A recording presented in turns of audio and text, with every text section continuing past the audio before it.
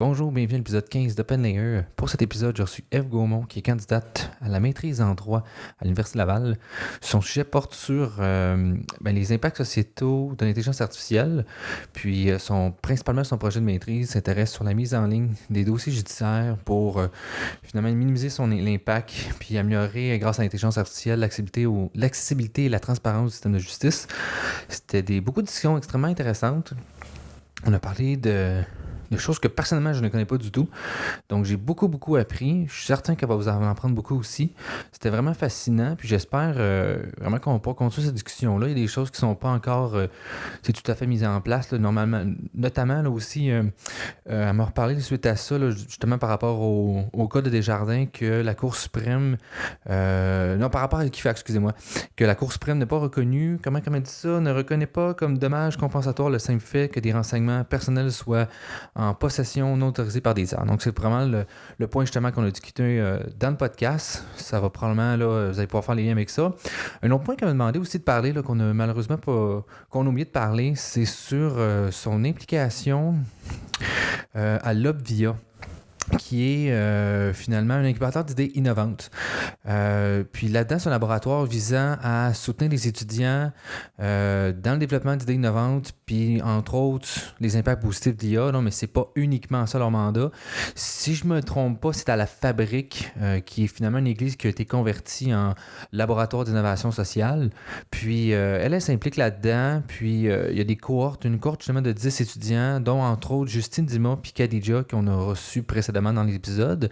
Puis, si ça vous intéresse de savoir plus qu'est-ce qu'ils font, je vais vous inviter à regarder directement sur leur site web, là, l'Observatoire, excusez-moi le nom... Je vais le racheter dans la description pour être certain. J'ai pas le nom devant moi, mais c'est l'Obvia son nom. Puis c'est un observatoire là, finalement sur les impacts de changement de l'intelligence artificielle. Puis sinon, beaucoup de beaux invités qui s'en viennent aussi prochainement. Puis si vous avez des recommandations, toujours m'écrire. Vous pouvez nous suivre sur Facebook, YouTube. On est sur Spotify, Google Music, Apple Store, en fait iTunes Music. Puis sinon, je vous souhaite une bonne écoute. Puis je t'encourage à en faire un. Puis écoute, tu pourrais sûrement Patrick... c'est Jean-François Sénécal. Jean-François Sénécal. Je suis pas mal certain que tu lui demandes, il pourrait sûrement te prêter ton stock puis tu pourrais le faire à l'université. Ah, j'imagine. Pour l'instant, on revient dans la discussion tout à l'heure. Là. Je suis pas certaine que j'ai de la place pour placer un autre bloc puis le faire correctement. C'est quand même important aussi. Ouais, c'est ça. Ben... Ouais, c'est ça, de finalement de s'investir c'est ça qui est tough des fois, c'est quand t'as trop de choses, à un moment donné, on dirait que tu te disperses. Tu bâcles un peu. Là. C'est ça, là. Puis ce sentiment-là, je trouve ça désagréable. Tu sais, des fois, je suis comme, on dirait que j'ai pas donné mon meilleur là-dessus. Puis là, je suis comme, fuck. Puis là, je le dis pas. Puis là, ils sont comme, c'est pas le fun, qu'est-ce que tu fais? Je suis comme, ok, cool, là, ça va, tout le monde est content. Ouais, c'est ça. Mais c'est tough aussi de pas le mentionner. Puis là, d'être tout le temps en train de te dévaloriser un petit peu. Là, comme, non, moi, je suis pas satisfait. Là, pourtant, c'était bon, pourquoi? Puis là, t'as l'air un petit peu de la personne qui cherche à avoir le commentaire positif, alors que non. C'est un peu l'enfant, là, qui est comme, ouais. Mon dessin, il est pas beau! Mais t'as-tu pas mal ce problème-là de te sentir pas compétente dans un milieu? Ah, à fond. Même juste le fait d'être ici aujourd'hui. Tu sais, il y a on dit que beaucoup les femmes... Tu sais, mettons, il manque de représentativité des femmes, mais c'est pas parce qu'on les invite pas, mais parce que beaucoup les femmes font comme « je vais décliner, je suis pas suffisamment compétente. » Puis moi, OK. À la lumière de ça, j'essaie de ne pas le faire, mais naturellement, j'ai fait, non, tu sais, je commence une maîtrise, j'ai rien à dire, là. Je suis pas la personne qui a le bagage, puis j'ai pas la trempe. 40 ans d'expérience. Exact. Mais tu sais, je pense que c'est pas le même genre d'expérience. À 40 ans, il y a des choses que tu as tellement ingérées que pour toi, c'est peut-être pas pareil de l'expliquer, puis alors que c'est ça qui peut être intéressant pour quelqu'un qui connaît rien du domaine. Ouais.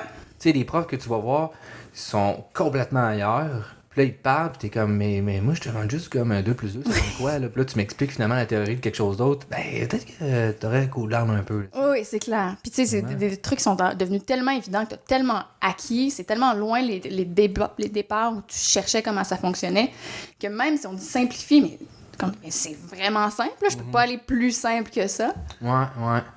Tu fais-tu un peu pas d'enseignement, mais tu sais, comme d'assister des professeurs puis d'expliquer des affaires, des concepts? Non. Parce que c'est sûrement pas nous autres, en sciences, on a beaucoup de dépannage, finalement, parce que les gens viennent poser des questions, mais nous autres, j'imagine, en sciences sociales, ça s'applique moins, là. Tu viendrais pas poser une question d'un livre, là, tu sais, peut-être, là? Ben, ça pourrait se faire, honnêtement. Ça pourrait être intéressant, parce que ça peut être intimidant aussi, là, quand t'es au bac, là, d'aller poser une question à un prof. Ouais. Ça pourrait être intéressant d'avoir un étudiant qui est là pour répondre aux questions, mais c'est pas trop le cas. Mais je sais qu'il y a d'autres disciplines plus sciences sociales qui le font. Je pense qu'en psycho, ils le font beaucoup. OK. Je parlais avec une fille aussi qui le fait en philo, qui est assistante de cours. Puis elle se promène dans les cours pour... ils font des ateliers interactifs, puis elle discute avec les gens dans la classe. OK. Fait que je pense que ça pourrait vraiment être intéressant de le faire, mais c'est pas une pratique qui est tant que ça mise en place en droit. Ouais, mais pourtant, ça serait sûrement intéressant, parce que des fois, des questions que tu te poses, t'es comme sûrement pas la seule en plus, personne n'a se poser ça. Puis là, c'est vrai que demander au prof, c'est quelque chose d'intimidant, là. Tu sais, j'ai une figure d'autorité avec un doctorat, puis tout, puis t'es comme, moi, je vais poser une petite question super banale, puis que lui, il a fait sa thèse là-dessus. C'est ça. Puis là, tu te sens un peu cave, là. Puis il y a des professeurs qui te font sentir cave aussi, des fois. Mais en même temps, il faut dire que, bon, en droit, on a quand même une gang de grandes gueules. Fait que peut-être que ce problème-là est moins là. Les gens ont pas si peur que ça de poser les questions. Ouais. Mais est-ce que c'est toujours les gens plus loud qui les posent?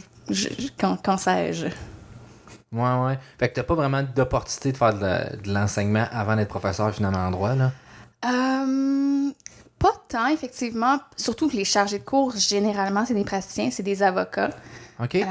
Moi, dans mon bac, j'ai jamais eu... En fait, dans toute ma scolarité, j'ai jamais eu de chargé de cours étudiant.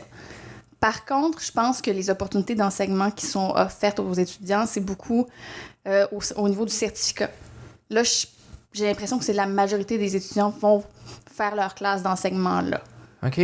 Mais autrement, pas tant, non. Ah ouais, OK. Je savais pas que c'était tous des praticiens, finalement. Là. Je pensais qu'il y en avait beaucoup. Il y a beaucoup de monde qui vont au doctorat aussi. Non, c'est ça aussi. C'est plus intéressant juste d'aller directement sur le marché. Malgré que je connais pas du tout la profession, mais j'ai entendu dire que le marché du travail est quand même assez sauvage. Oui. C'est beaucoup à couteau sorti, là, tu sais. Tu fais beaucoup d'heures pour pas grand-chose, pour après ça peut-être avoir une chance d'être un associé, là, finalement. Là.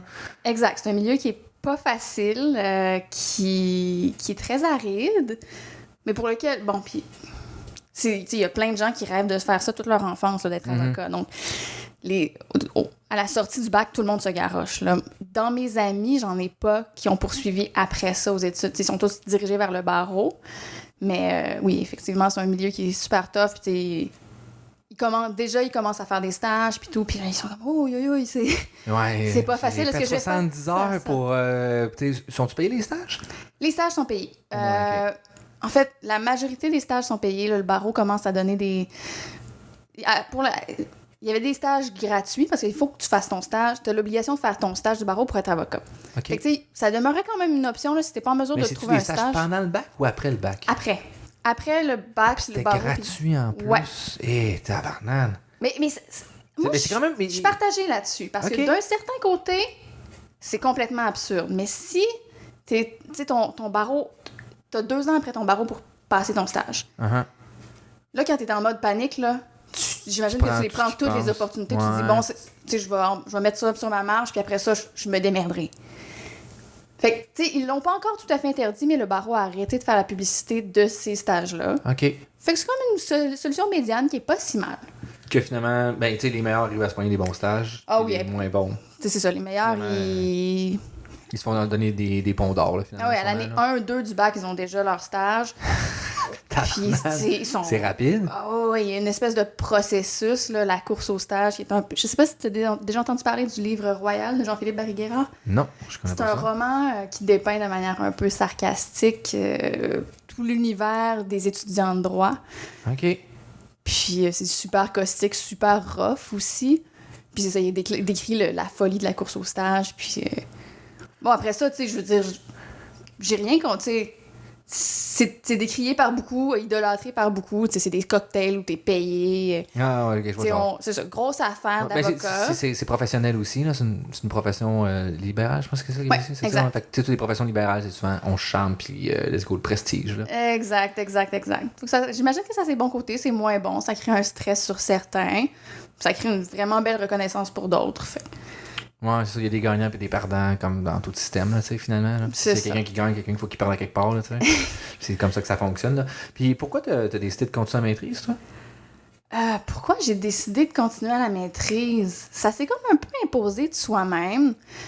Je me sentais pas...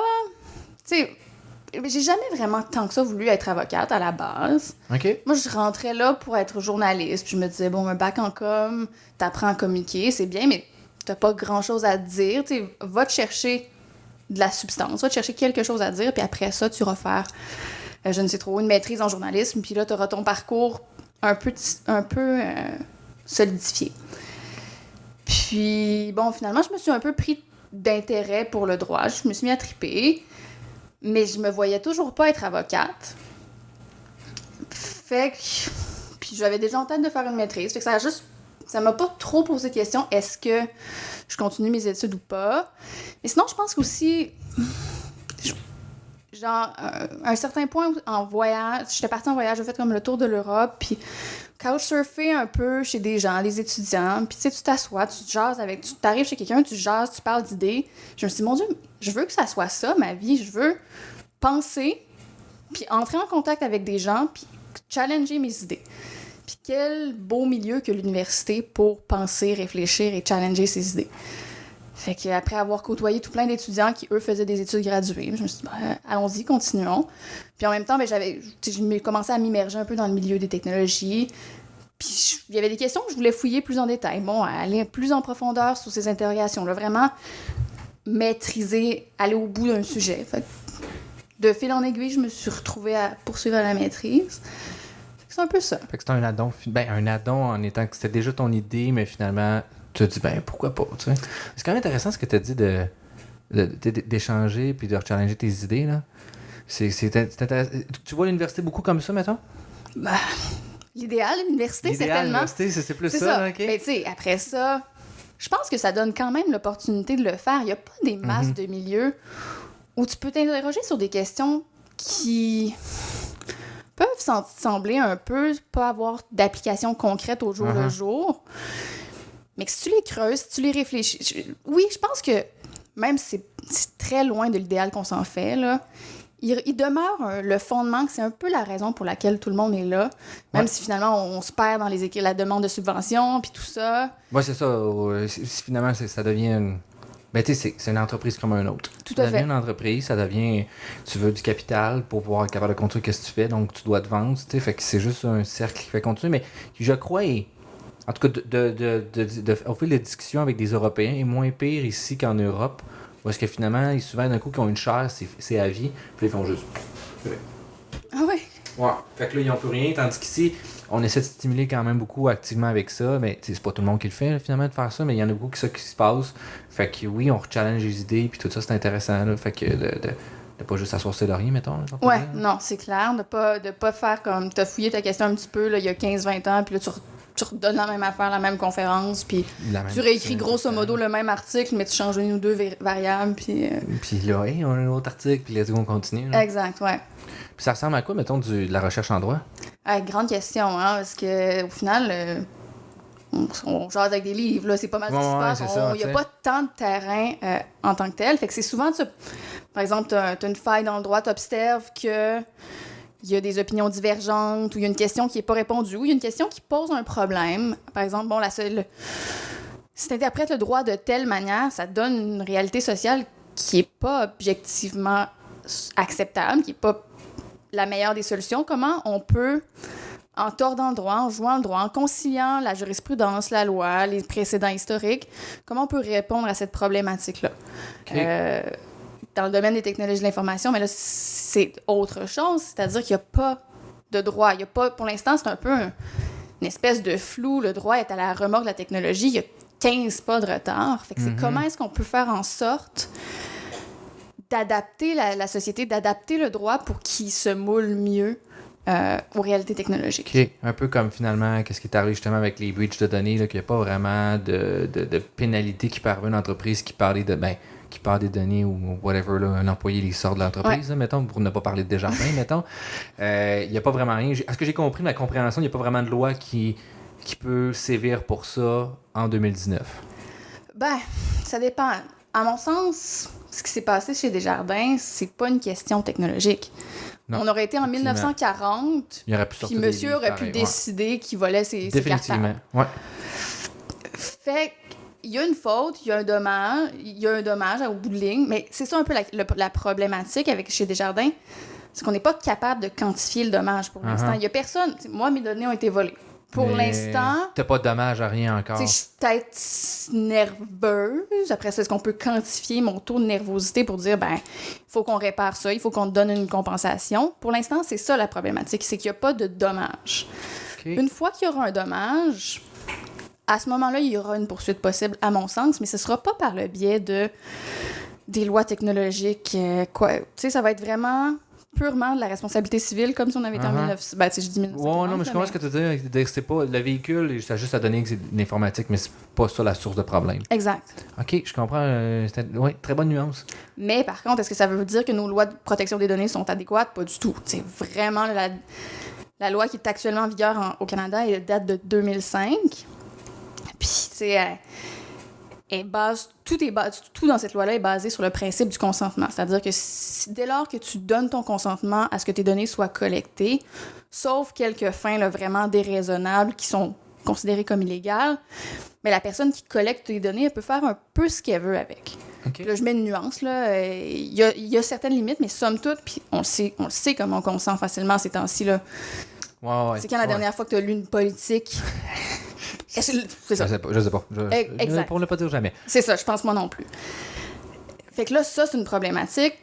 Puis ça donne lieu à des dérapages à la Cambridge Analytica et tout. C'est exactement ça que je pense aussi, oui. Donc, il y a un enjeu, il y a une problématique en matière de protection des données en contexte numérique. Mais je suis pas certaine que Desjardins soit le meilleur exemple de ça. Ouais, non, mais je comprends la nuance que tu apportes finalement de dire, ben, ça aurait pu se produire à n'importe quelle époque. Ouais. Ça aurait pu même être juste n'importe quoi d'autre des données aussi là, qui aurait pu sortir. Là, exact, ouais. Je comprends très bien. Puis oui, je suis tout à fait d'accord de la nuance que tu apportes. Je me rends compte que je connais pas tant le droit que ça finalement. Ah, mais mon Dieu, je passe quand même beaucoup de temps là-dedans, puis souvent, je me fais appeler. Ben, pas souvent, je me fais appeler, oui. Tout. Hey, by the way. Mais, tu sais, je veux dire, j'ai fait mes études là-dedans, et 3 quarts du temps, je fais comme, cette question-là, elle est trop complexe pour moi, je ne connais pas la réponse, va voir un professionnel. Ouais, c'est ça, tu sais, les gens, je pense qu'ils pensent que tout le droit est pareil, mais tu sais, t'as des droits, t'as des créneaux, là, finalement. Exact, t'as le droit du travail, t'as le droit de ci, t'as le droit de... Fait que pas tout connaître parce que c'est trop complexe, puis il y a trop de particularités, là, finalement, là. C'est ça, puis je pense, mais à un certain point, par contre, ce que tu développes en étant juriste, c'est la manière de trouver la réponse. OK, fait que c'est un juriste, quelqu'un qui fait de la maîtrise? Ou tu sais quoi, à peu près le terme? Un juriste, c'est n'importe qui a des études en droit. OK, mais qui n'est pas avocat? Un avocat est un juriste, mais un juriste n'est pas nécessairement un avocat. Un carré est un rectangle, mais pas... Ouais, OK. Mais ça a une connotation un peu particulière parce que, disons, on remonte une 20aine d'années, le terme juriste est utilisé pour dire des gens qui sont pas capables de passer leur barreau. Fait que, tu sais, si on s'adresse à des gens un petit peu plus vieux, c'est très méprisant de dire « Ah, ça, c'est un juriste ». En contrepartie, la majorité des profs, des docteurs en droit se qualifient de juristes. OK. Fait que c'est comme un terme un peu polysémique, mais que j'aime bien quand même, somme toute. OK. Puis c'est quoi, mettons, les moyens de l'académique de stimuler le droit, mettons, qu'on voudrait stimuler le droit numérique? Est-ce que, mettons, tu fais une étude, c'est quoi, que tu publies un article? C'est quoi qui se passe les prochaines étapes pour essayer d'influencer, finalement, le domaine juridique d'aller dans ce sens-là? C'est-tu clair, ma question? Non, pas tout à fait. OK. Ben, tu sais, mettons, je donne un exemple. Mettons, moi, je fais de la recherche, j'apprends un nouveau modèle, puis je le publie, ben il y a des entreprises qui peuvent le prendre puis le mettre dans leur modèle, faire quelque chose avec ça. Comment est-ce que tu peux faire la même chose pour le droit? Ben, il y a plusieurs manières. De un, tu peux aller en commission parlementaire. Je veux dire, le droit où il se fait à l'Assemblée nationale, il se fait par le politique. Fait qu'il y a une manière d'influencer le politique en déposant des rapports auprès du gouvernement, en allant présenter en commission parlementaire. Donc, il y a une première partie du droit qui se fait auprès des lieux politiques. Il y a une deuxième partie du droit qui se fait en jurisprudence. Fait que c'est là que le droit évolue aussi, que les juges sont confrontés à des cas puis font évoluer le droit. Fait que là, est-ce que tu peux, en tant que juriste universitaire, tu peux intervenir sur des causes importantes à la Cour suprême, par exemple, pour dire, ben, messieurs les juges, nous croyons que c'est messieurs, mesdames, les juges, nous croyons que ce serait positif que vous ajustiez comme ça à cette cause-là, vous donniez telle réponse pour faire en sorte qu'après ça, le droit change. Ben, ça va faire force de droit, ce jugement-là. Uh-huh. Fait qu'il y a le politique, il y a le judiciaire. C'est les deux principaux moyens d'avoir un impact direct. Il y a aussi la doctrine. La doctrine, c'est les articles qu'on écrit. C'est les livres qui s'écrivent, qui, eux, vont être lus par le politique, qui vont être lus par les avocats, qui vont être lus par les juges, qui, ensuite, eux, ça va se reverbérer dans leurs propres actions. Fait que les juristes universitaires écrivent beaucoup, puis cette écriture-là permet d'avoir un impact. Fait que les articles prennent une forme différente, ne sont pas nécessairement destinés au milieu de l'entreprise, mais sont lus par d'autres juristes qui, eux, le mettent en application. OK. Fascinant. Tu m'apprends tout ça, là. C'est un monde qui est complètement différent. Fait que c'est ça, mettons, l'outil d'un académicien de pouvoir faire progresser d'une certaine façon le droit, ça serait de faire de la doctrine ou de lobbying, finalement, avec les... Exact. Mais c'est pas nécessairement... Ça peut être du lobbying, mais c'est plus institutionnalisé quand même. C'est vraiment, là, le politique va faire... Hey, toi, expert de la protection de la vie privée, peux-tu m'écrire un rapport sur telle question? OK. Ou là, il va y avoir une commission parlementaire pour adopter un projet de loi. Puis là, ils vont faire un appel à tous les gens qui veulent déposer un mémoire. Puis il va y avoir des profs qui vont dire, ben, par exemple, sur la loi sur la laïcité, il y a des profs de l'Université Laval qui sont allés dire, ben non, là, ça fonctionne pas en matière de droit. Cette loi-là, elle a telle faille. Puis après ça, ils sont entendus par les députés, ils sont entendus par les parlementaires. Puis ça peut influencer ou non la suite de l'adoption de la loi. Okay, exact. OK, c'est fascinant. Puis, t'as-tu ton sujet de maîtrise? Oui, c'est ça dont on parle un petit peu par LinkedIn, là, sans dévoiler les rouages, mais oui. En fait, ça, initialement, moi, je m'intéressais... Bon, on va essayer de commencer du départ. Le gouvernement souhaite faire un greffe numérique où tous les dossiers judiciaires seraient numérisés pour que les avocats, mais aussi les parties en litige puissent accéder à leur dossier. Qu'est-ce que c'est le dossier judiciaire? C'est les actes de procédure où on dit, c'est le verbatim des témoignages. C'est vraiment toute la paperasse. Exact, toute la paperasse. Présentement, c'est physique? Présentement, c'est auprès des greffes. Il faut vraiment que tu te présentes au sein des tribunaux pour avoir accès à ça. Ça, la greffe, c'est... Excuse-moi. C'est au sein du palais de justice. C'est vraiment... un petit comptoir où il y a vraiment des immenses archives à l'arrière. Puis là, tu t'adresses à un greffier, puis tu dis, bon, j'aimerais avoir accès à tel dossier. Puis là, la personne n'importe qui a accès à ça? C'est public, c'est parfaitement public. Ouais. Fait que moi, je pourrais arriver là-bas, dire, genre, je vais numériser pour finalement essayer de faire apprendre un modèle, mettons, qui pourrait prédire des verdicts. Exactement. Ouais. Tout est public. Mais tu sais, c'est compliqué parce qu'il faut que tu te déplaces au palais de justice. Ça doit coûter cher aussi, là. C'est gratuit. L'accès est gratuit. Dans le sens, ça coûte cher, parce que tu as le déplacement, le numériser, puis ci, puis ça, là, finalement. Là. Exactement. Mais là, il y a la volonté de mettre ça en ligne. Puis OK. Ça peut être... Mais c'est porteur de risque. C'est intéressant. Tu dis, ah oui, plus de transparence, on va être capable de mieux comprendre les rouages des décisions judiciaires. Mais il y a aussi des gens comme toi qui font comme, oh wow! C'est beaucoup de données, là. C'est plein de belles données. C'est ça que j'ai pensé, là, moi. C'est plein de belles données. Puis aussitôt qu'elles deviennent numérisées, tu peux faire... Ah, n'importe quoi avec ça. Là. Exact. Tu peux être bien intentionné, tu peux être moins bien intentionné. Puis c'est des dossiers... Là-dedans, il y a de l'information ultra confidentielle. Okay. On peut parler de la numéro d'assurance sociale, on peut parler de salaire. On peut ça, c'est pas anonymisé? De plus en plus, mais somme toute, c'est pas tant anonymisé. Okay. Parce qu'on se dit, on prend pour acquis que ça sera pas vraiment consulté. Fait qu'il y a comme 140 renseignements personnels qui se retrouvent dans ces dossiers judiciaires-là, dépendamment dans une quantité plus grande ou plus petite, mais mettons des procès criminels... T'as l'adresse, t'as vraiment beaucoup de trucs. Ou même juste, mettons, les personnes qui ont violé quelqu'un, puis après ça, t'as l'adresse qui est publique. Ça se peut qu'il y ait des petites surprises devant chez lui, tu sais. C'est peut-être pas la meilleure chose à faire, tu sais. Souvent, ils vont anonymiser justement dans la presse, souvent anonymiser quand il y a des procès des personnes qui sont pour viol ou meurtre ou des choses comme ça qui seraient peut-être pas nice, là, qui ont tué ses enfants ou whatever, tu sais, mettons. Oui, il y a des lois qui permettent, qui obligent... pour la presse de ne pas divulguer, là, selon certaines circonstances. Par exemple, toutes les affaires en matière familiale, les affaires protection de la jeunesse. Donc, si un jeune contrevenant, le nom sortira pas. Les victimes d'agressions sexuelles, les noms sortiront pas. Mais la personne qui fait l'agression sexuelle, ben ça, c'est public. Donc, initialement, moi, ce que je m'intéressais, c'est comment on peut mitiger les dégâts. Là. Ça part en ligne, ça semble être une volonté bien acquise. C'est le cas aux États-Unis, ça vient en ligne. Mais comment on peut s'assurer que ça ne fasse pas des violations de la vie privée trop importantes? Fait que ça, c'était mes premiers... J'étais auxiliaire de recherche pour un prof, puis, tu sais, bon, il me fouillait ces questions-là un petit peu. Puis je voyais de manière très négative la diffusion de cette information judiciaire-là. Puis à un certain point, j'ai comme pris un pas de recul, puis je me suis dit, veux pas, ça va être mis en ligne. On s'en va là. Fait que oui, on peut travailler à mitiger les choses, mais est-ce qu'on peut profiter de l'opportunité pour accroître la transparence, pour avoir des effets positifs sur le système de justice? C'est le système, puis là, pour l'instant, un des gros problèmes du système de justice, c'est qu'il n'est pas accessible, qu'il coûte cher, que les gens ne comprennent pas. Ce qu'on peut faire, puis l'idée de la publicité des débats judiciaires, l'idée de la publicité des dossiers judiciaires, c'est de s'assurer que le public ait confiance puis comprenne. Uh-huh.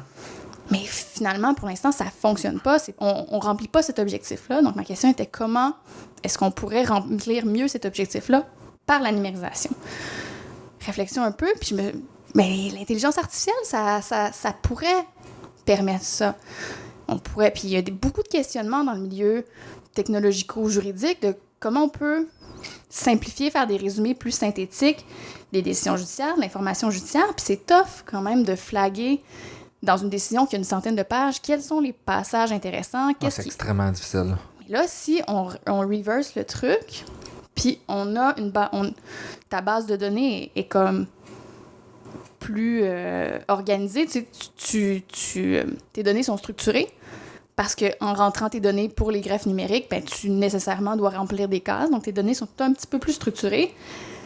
Fait que, ça fait en sorte que il y a une possibilité d'avoir des textes plus cohérents, d'avoir des... Là, ma recherche est là, comment faire en sorte, avec le journalisme automatisé, là, qui est une forme de génération de langage naturel, comment on peut faire des textes qui soient plus faciles à cerner pour le justiciable.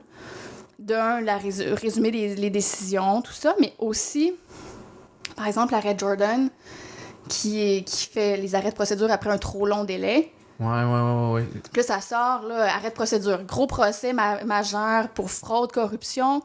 Finalement, ça a été trop long. Fait qu'on annule le procès. Puis là, il y en a plusieurs. On entend, la population, on entend ça dans les médias. Mais on n'a pas de stats, on n'a pas rien qui nous permet de vraiment savoir à quoi ça ressemble. Ouais. Là, si on était capable de tout agréger, combien il y en a eu dans le dernier mois, puis de faire un petit texte un peu à la manière d'une... Tu sais, le journalisme financier, là, c'est... Cette semaine, la bourse a chuté de 3%. C'est juste straight to the point, là, exact. Les infos, là. Ben, avec le même principe, mais avec l'information judiciaire, ça permettrait peut-être d'avoir plus confiance dans le système de justice. Ou du moins accès plus facilement puis rapidement. Exact. Parce qu'il n'y a pas quelqu'un qui a le goût de synthétiser l'entièreté du régime de qu'est-ce qui se passe pour écrire juste une petite note, side note, personne ne la lit, tu sais, finalement. Exact. Tandis que là, si c'est automatisé, on est capable de juste en sortir régulièrement puis qu'on ait confiance en ça. Exact. Là, c'est fascinant. Confiance du public. Tantôt, on disait, en droit, on jase avec des livres au final, on fait pas de recherche terrain tant que ça. Mais là, moi, parler de confiance du public, parler d'accessibilité de l'information judiciaire juste avec moi et mes livres de droit, je trouvais ça peut-être un peu absurde, là. Oui. C'est moi qui je suis pour savoir qu'est-ce que... c'est accepté. C'est ça. Fait que l'idée que je poursuis actuellement, c'est de mettre en œuvre un jury citoyen, qui est une méthode de recherche qui est surtout utilisée pour l'utilisation, par exemple, de la technologie. Mettons, acceptabilité sociale, technologie dans le secteur médical. Acceptabilité sociale, pratique environnementale, Et c'est que tu rassembles, par exemple, entre 12 et 25 citoyens. Okay. Pendant 2-3 jours, tu leur présentes des experts qui viennent donner des avis contradictoires, qui viennent dire, par exemple, l'utilisation de l'intelligence artificielle, ça serait génial, voici tout ce qu'on pourrait faire.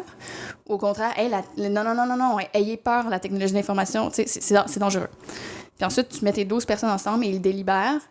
Ils essaient d'arriver à un consensus. Puis ce consensus-là nous permettrait de co-construire la solution d'intelligence artificielle qui permet de traduire mieux le langage. Pour... proposer une solution, par exemple, au ministère de la Justice. Ouais, c'est ça. Pour quelque chose qui est plus accessible pour un néophyte du domaine. Ben, quelqu'un qui a une compréhension générale pas très élevée, mettons. Puis, tu sais, compréhension générale pas très élevée, là... C'est tout le monde, là. Ouais, moi je connais pas grand-chose. PhD en n'importe quoi. C'est ça, là. Ça n'a pas rapport avec ton intelligence. C'est juste que c'est un domaine qui est vraiment hermétique. Exact. Ben, c'est juste le vocabulaire est parfois très difficile, puis mélangeant. Tu dis ça, des fois, t'es comme mais là, pourquoi il y a autant de mots que ça? Là, t'aurais pu mettre ça en une phrase, là, genre, puis ça serait réglé, là. Exactement. Pour le commun des mortels, mettons. Ah, mais complètement. Puis on en parlait avec quelques personnes récemment. L'utilisation du latin, c'est encore commun. C'est encore commun dans les livres puis dans les écrits juridiques de sortir des maximes latines. Moi, au début de mon bac, là, j'étais sur Google Translate latin. Je faisais mes lectures, je translatais mes trucs de latin. Je perdais du temps, là. Hey, c'est pas vrai. Mais ça, je pense que c'est un élitisme des professions libérales. Tu sais, même chose en médecine aussi, là, parce qu'ils ont des noms en latin, puis en latin, t'es comme, hey, s'il te plaît, tu peux-tu parler en humain, là? Genre, arrête, là. Genre, t'impressionnes pas personne. C'est juste chier. Exact. Mais tu sais, effectivement, puis on a tous un peu cette petite volonté-là, de s'auto-promouvoir, puis d'avoir une clique. Fait que, tu sais, c'est pas un... C'est normal, là. C'est pas un reproche, mais c'est ridicule, là. Ouais, c'est complètement absurde. Ça, ouais. Mais, OK, c'est fascinant. Fait que là, finalement, l'objectif, ça serait de sensiblement pouvoir rendre plus accessible. Puis, est-ce que vous travaillez avec des gens qui vont faire ces modèles-là? Là? Finalement, c'est du NLP. Là. Oui, tout à fait. C'est exactement ça. C'est ce que je fais principalement. Là, je comprends très bien ce que tu dis, mais... Fait que là, vous voulez structurer les données pour être capable après ça de faire des modèles de langue dessus. C'est ce que je comprends. C'est ça. Éventuellement, moi, je suis sûre que j'aimerais... Mais un de nos experts qui va venir présenter au jury, ça serait clairement quelqu'un du domaine informatique qui fait ça, puis qui explique les contraintes et tout ça. Puis c'est sûr qu'éventuellement, moi, j'aimerais ça que la solution... Je vais te référer mon prof tout de suite, là. C'est exactement sa spécialité. Là. OK, ben parfait. Fait que, ça serait très cool. C'est parfait, ça. Ouais. Ça serait vraiment très Parce qu'en plus, comme on avait discuté finalement, nous autres, Nicolas Garneau, que j'ai déjà reçu ici, puis Luc Lamontagne, qui est mon superviseur, ont déjà travaillé sur un problème de même. Puis ce qui avait été utilisé, c'était qu'on n'avait pas assez de données. Parce que c'était me semble, c'était de la responsabilité civile pour des poursuites de compagnie. Puis il y en avait comme... Je me rappelle plus du nombre, mais c'était comme 200-300 à peu près. Okay. Puis ce qui était vraiment difficile, c'est que c'est long. Fait que le modèle de la difficulté, puis c'est un vocabulaire tellement précis que souvent, ce qu'on utilise pour faire du texte, on appelle ça des word embedding, OK? Gros mots pour dire, en gros, je prends les mots, puis j'essaie de les contextualiser avec un vecteur. Okay. Fait que je prends le mot, je regarde c'est quoi les mots qui sont autour de lui. Puis quand je le compare, mettons, je prends femme, puis je recommence. Je prends, mettons, roi, puis j'y enlève homme, ça devrait me donner femme. Reine, excusez-moi. Okay. Fait que, tu sais, c'est censé être c'est théoriquement le même. En général, ça fonctionne, mais quand tu arrives avec du mot, parce que j'ai jamais vu, on n'a souvent pas de vecteur, on n'a souvent pas de contexte. Ouais. Fait que là, c'était super difficile après ça de ça. Fait qu'on avait souvent juste des mots inconnus. Puis là, on arrivait, on étant pas moi, là. Là, je dis on, là, mais je veux dire, c'est Nicolas finalement qui a fait ça, puis qui m'en a parlé. Mais c'est qu'il n'y avait pas assez de données, sensiblement, pour ça, là. Ouais, c'est ça. C'est sûr que c'est numérisé, ça va être parfait, ça. Exact. Fait qu'il y a ça. Je sais qu'actuellement aussi, un trend qu'il y a, c'est de dire, si les juges écrivaient toujours de la même manière, parce que même, tu sais, si on disait, si avant d'avoir, les arguments des parties sont tac, tac, tac, puis les jugements étaient toujours rédigés de la même manière, ce serait peut-être plus facile après ça pour d'extraire juste l'information. Hein. Exact. Mais... C'est souvent pas ça qui se passe dans la réalité. Ben non, tu sais, tout le monde a son style particulier. Puis tu peux pas en vouloir à l'humain, de pas écrire selon un robot, là. Non, c'est clair. Mais en philo, il paraît qu'ils commencent à le faire. Ah ouais? Si A et B, non. Dans les abstracts, ce que j'ai compris, c'est que ils essayaient de tous rédiger leur abstract un peu de la même manière en philosophie, en principe de logique, là. OK. Pour éventuellement que ça puisse... être utilisé pour quelque chose d'autre, genre. Exact. C'est quand même pas fou. Ce qui est pas inintéressant, ouais. Mais en général, c'est souvent, c'est que les méthodes, c'est que la matière brute, le texte, c'est difficile à avoir, puis le texte, c'est lourd à travailler. Ouais. Si j'ai travaillé sur un problème comme ça, puis j'avais 1 million d'extraits de journaux. Okay. C'était bien le fun, mais j'étais souvent même pas capable de le mettre dans l'ordinateur, de travailler avec, puis c'était tellement long converger que les ordi, il y a encore des fois des bottlenecks de temps de calcul, puis tout ça qui complexifie ça, parce qu'on s'en vient vers là. T'sais, les images, ça fait longtemps qu'on a réglé le problème, parce que c'est juste on peut juste donner un chiffre entre 0 et 255 pour une couleur, 3 fois. Il y a le rouge, bleu, blanc, puis là, c'est juste une gradation de même, fait que c'est super facile à stocker, mais quand tu stockes des lettres, là... Ah, ça monte vite, là, c'est ça. C'est un dataset, je pense, de 10 gigs, là, c'est énorme là, pour un... Tu peux pas monter ça sur un ordinateur physiquement. OK. Je parle en la RAM. Là. Ouais. C'est très technique ce que je dis. Là. Je sais pas, Mais honnêtement, tu me perds un peu. C'est correct. Mais moi, ce que j'aime bien aussi, c'est juste, t'accumules toutes ces informations-là, puis à un certain point, tu fais comme, hey, j'ai lu quelque chose, puis là, ça te ramène plus. Tu as des clés pour tout comprendre la conversation que tu avais eue cette fois-là. Mais tu sais, c'est ça, c'est très technique. Mais tu sais, en gros, la RAM de nos ordinateurs, c'est limité. Ouais. Puis c'est souvent là-dedans que tu vas essayer de travailler parce que c'est très, très, très rapide. Puis, ben, tu n'arrives pas toujours à monter tes modèles là-dedans. OK. Nous autres, on a des GPU qui est quelque chose pour faire ça. OK. J'ai 8 gigs, puis je n'étais pas capable de mettre les modèles dedans. Puis les modèles qui sont faits présentement, state of the art, pour faire ce genre d'affaires, la génération de texte, tout ça, qui s'appelle GPT, entre autres, Bertha, des modèles comme ça qui sont extrêmement... C'est des milliards de paramètres, là. C'est gigantesque. Puis ils ont pris littéralement quasiment tout le web, puis ils ont tout donné ça un modèle. OK. Il a juste tout avalé ça. Puis ce modèle-là était censé juste écrire des textes. Finalement, qu'est-ce qu'on a parlé du journaliste. Ouais. Puis quand tu le lis pour un humain, souvent tu arrives à te faire berner. Parce que l'information est là, la structure est intéressante. Des fois, il répète des mots 2 fois, des choses comme ça. Mais c'est l'historique qui marchait pas. Si, mettons, il avait mis 2 personnes en relation dans un texte, mais il y en a une qui était morte en même temps que l'autre vivait. Fait que, c'est comme je me mettais en relation avec un texte avec Einstein. Ben, ça se peut pas qu'on était ensemble. On n'aurait pas pu parler. Fait que c'est juste ça qui manquait, mais l'utilisateur commun qui savait pas ça se faisait avoir automatiquement. Puis ce modèle-là, c'est qu'ils ont juste pris tout le web, finalement, puis même sur les tâches qui n'étaient pas entraînées, ils étaient capables de le faire. OK. Plus que du aléatoire. OK. Mais c'est un data center au complet qui est probablement 6 fois mon appartement, même plus que ça, qui a travaillé pendant 2 semaines de temps en continu. C'est pas encore accessible. OK. Genre, je te donne beaucoup d'informations. Non, mais est-ce qu'on peut... Oui, oui, c'est ça, là, ouais. Mais est-ce qu'on... Non, en fait, on inverse les rôles pendant un petit 4 secondes d'écart, puis je te pose une question. Vas-y. Ultimement, si on est en mesure d'arriver à un logiciel qui est capable d'écrire tout seul, tu sais, qui écrit des textes là, aussi bien qu'un être humain, tu vis bien avec ça? Ben... c'est une bonne question parce que finalement, ça, là, tu sais, c'est le processus créatif. Tout ce qu'on vient de voler, c'est vraiment la créativité de l'humain. Mm-hmm. Parce que d'écrire du texte, on le fait déjà. C'est juste qu'il n'est pas créatif ou il n'est pas cohérent. Ouais. C'est ça, présentement, le problème. C'est la cohérence, présentement, qu'on travaille beaucoup. Générer une phrase, en général, ça arrive à se faire, puis assez rapidement. Là, Nicolas avait entraîné un modèle. C'était avec le dataset de Journal de Montréal. Puis tu donnais des tokens. Puis il était capable de générer des phrases. Puis en général, ça avait du sens. C'était très biaisé par l'opinion de l'auteur. Genre, mettons, tu y donnais, genre, pour ne pas dire une certaine personne, tu donnais, mettons, femme voilée, mais ça faisait une phrase pas mal assez raciste. Fait que j'avais pas besoin de dire c'est qui, ou en fait, tout le Journal de Montréal, là. Puis, c'est pas très difficile en soi, mais la cohérence n'est pas là, puis c'est qu'on voit le processus créatif, puis je sais pas si l'humain est encore prêt à accepter ça. Genre, socialement, on se fait voler quelque chose, mais en termes de créativité, mettons, je m'inspire beaucoup de choses pour créer. Fait que, tu sais, il est où vraiment la propriété intellectuelle là-dedans aussi? Genre, mettons, je regarde une œuvre de je sais pas qui, je connais pas tant les œuvres de peinture, puis je peinture quelque chose en m'inspirant de lui. J'ai-tu vraiment volé l'idée? Mais c'est qu'on n'est pas capable de quantifier qu'est-ce que j'ai volé, tandis qu'avec un modèle de même, on le sait que l'input, c'est tout d'autres créateurs. Ouais. Fait que là, c'est facile de dire, ben non, mais là, tu m'as copié. Ouais, tu sais, c'est facile de faire un faux Rembrandt, puis tout ça. Mais après ça, je pense qu'il y a une... Là, c'est loin, là, mais il me semble avoir entendu une conférence à un certain point qui disait, ben, si ça demeure tout de même la personne qui a feedé l'algorithme, qui a décidé qu'on mélangeait Picasso avec Dali, ben, c'est lui qui a eu l'idée de faire ce mix-là. Donc, c'est peut-être partiellement lui que la propriété intellectuelle pourrait revenir. J'ai dit, c'était-tu au rendez-vous IA? Parce qu'il y a quelqu'un qui est venu puis justement a parlé de ça. J'ai oublié son nom.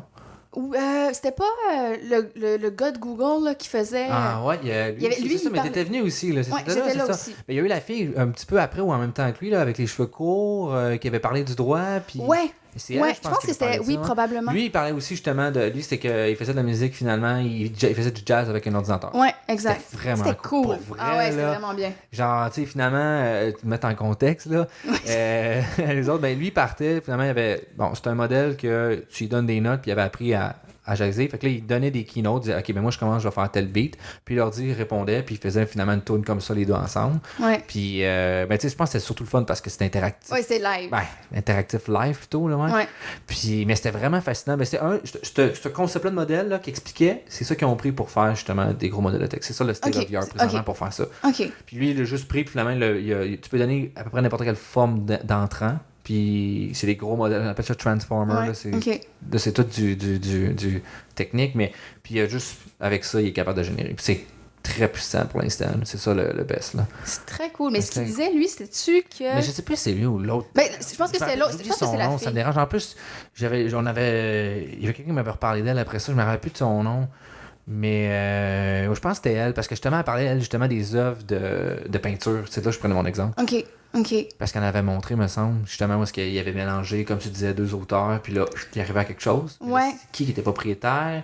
Puis si c'est l'algorithme qui décide qui prend, ben là, est-ce que c'est l'algorithme qui est propriétaire de l'intelligence, de ça? Si c'est un humain, c'était plus facile, on dirait, de trancher, mais la zone grise, me semble que c'était vraiment incertain. C'était si l'algorithme décide toutes ses décisions, mais là, c'était comme, on sait pas de quoi faire avec ça. Ouais, non, ça, c'est clair. C'est comme ce que tu parlais tout à l'heure, là, qui avait fait toute l'Internet, là, qui avait crawlé sur toute l'Internet, puis après ça, il avait pris ses trucs à partir de là. Si il crawl sur toute l'Internet, toutes les images de grands peintres, puis on n'est plus capable de retracer à qui ça appartient, là, c'est clair. C'est difficile de trancher, finalement, c'est où l'inspiration, là. Puis, il y a beaucoup de musique qui est faite de même. Ils ont fait un modèle, ils ont donné toute la musique des Beatles, non pas des Beatles. C'est ça? Ben oui, je pense qu'ils l'ont fait. Des Beatles, c'est ça. Des Beatles. Les petits Beatles sont 4, c'est ça, là? Oui. C'est ça, là, j'ai comme un blanc de mémoire, là. Mais ils ont pris les Beatles, puis pour être, t'écoutes la tune, t'es comme, ça pourrait ressembler à qu'est-ce qu'ils feraient, là. Tout à fait. Tu pourrais vraiment te laisser méprendre, là. Mais je pense que c'est ça qui fait peur aux gens, là. Parce que finalement, là. Ben, il y a ça. Puis il y a aussi. C'est ça, on dirait qu'on sent qu'on est humain, c'est la créativité, là. Tout à fait. C'est ce qui nous différencie de l'animal, puis de l'ordinateur, c'est ça. Puis là, ben, on enlevait ça, puis là, c'est comme une crise identitaire, là, finalement, là. Oui, c'est sûr que ça remet en question beaucoup de ce qui nous caractérise en tant qu'être humain. C'est très fréquent. On dirait que tu peux le... puis là, j'allais dire, tu peux le voir comme un défi. Tu peux te dire, bon, moi, en tant qu'artiste, je dois prouver, tu sais... Que je suis meilleur que je suis meilleur. Donc, ça peut nous forcer à nous renouveler, mais... Oui, c'est dur comme pression. Parce que, tu sais, un musicien peut jouer une tourne en même temps, un ordinateur peut en jouer infini de temps en même temps, puis se faire filer ça 24 heures sur 27, 365 jours par année, tu sais. Ouais. Fait que c'est très difficile de compétitionner contre ça, tu sais, à long terme. Ouais. Comme, tu sais, les jeux d'échecs, c'est ça qui est arrivé. AlphaGo, même affaire. Les jeux en ligne, maintenant, c'est que les ordi, ils jouent contre en plus. Ouais. Fait qu'ils font du double learning. Là, t'es comme, mais là, laisse-moi une chance, je peux pas jouer contre. Fait que, tu sais, c'est ça, je pense que les gens ont le plus peur. Ben, je les comprends, là. Ouais, c'est clair que ça, c'est un facteur de stress, mais il y a aussi la possibilité de... Puis on dirait que ça, c'est la grosse panique ces temps-ci, là, la peur de fausses nouvelles, là. Ouais. Ça aussi, ça peut être stressant, de la désinformation. Si tu donnes un algorithme, OK, écris-moi donc des textes sur les femmes voilées puis qui te sortent des feuilles. Ben, actuellement, à ce que j'ai vu, là, je suis pas un expert là-dedans, par contre, là, mais je sais que dernièrement, j'ai vu quelque chose que... Même si ça existe, de pouvoir générer des textes, c'est encore des humains, des trolls qui font des fausses nouvelles. Ouais, c'est clair. Parce que ça reste encore plus abordable, puis plus cohérent de juste prendre quelqu'un dans un pays pauvre, de le payer 2$ US, de demander d'écrire un article, puis pour vrai, ça va donner le même résultat que les modèles, tu sais. Fait que...